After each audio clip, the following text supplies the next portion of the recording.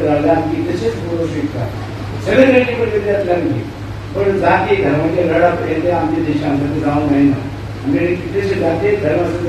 कितीशे भाषा त्याच्याकडे जवळ जाईल फक्त बाबा देश आम्ही देश कसं बोलत देश कुठे गेला आम्ही बोलतो तुम्हाला बांगलादेशात सुद्धा आमच्या त्याच्यात